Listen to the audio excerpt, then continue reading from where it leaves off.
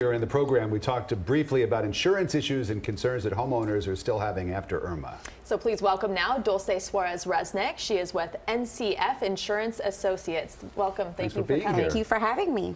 So what are the top 3 things that homeowners and business owners need to know going into hurricane season? Well, they need to prepare. And right now, since today's the first day of hurricane season, they really need to do a quick analysis of the coverages they have in place.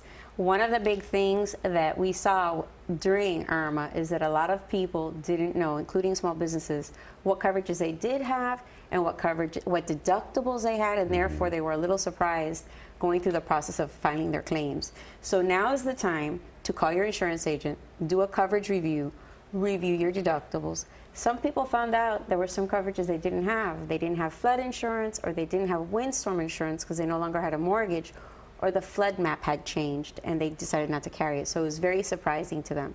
And you don't want to find out what your coverages are and aren't, or what your deductibles are at the time of a storm. Right. Okay, so let's talk about homeowners in particular, because we did mention a large number, about 1/3 of the claims filed in Miami-Dade and Broward and Monroe have still not been paid. They were denied by insurance companies, refusing to pay anything. Part of the reason was the deductibles had not been met. But what can homeowners do to make sure they're protected after a storm? Well, that's why they should do their review now. You really need to know what coverages you have on your policy. Not every policy is the same. And you have some carriers that exclude certain things and some carriers that actually include, for example, fences. A lot of companies don't cover fences, but some do. Some companies will cover coverage for debris removal to a certain percentage. Some cover only $1,000 or $500. It all depends on the policy you have. So now is the time to really look at your policy. Before we had a cookie cutter policy, I'm talking before Hurricane Andrew, everything was there. Things have changed dramatically since Andrew, and again after the 2004-2005 hurricane season. So you really need to know. And it is tricky. It can be counterintuitive when you go back and look at your policy. Absolutely. So do you recommend people deal with their insurance company directly, or instead hire an adjuster themselves to go through and review everything? In a hurricane, no. The first thing you want to do in the event of a hurricane is you want to call the insurance company immediately and have your claim registered.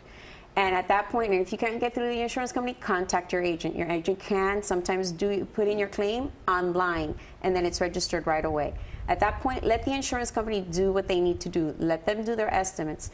If you're not in agreement with their estimates, call your agent. Have your agent assist. We can assist in getting your claim processed.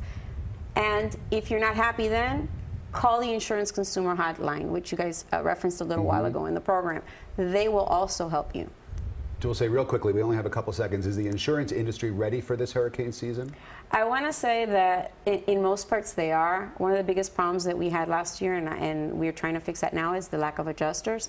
Imagine that, if you have a big storm come this way, you might have issues with availability and affordability of insurance. Dulce Suarez-Resnick is with NCF Insurance Associates. Dulce, always nice to see you. Thanks for coming in. Thank you for having me.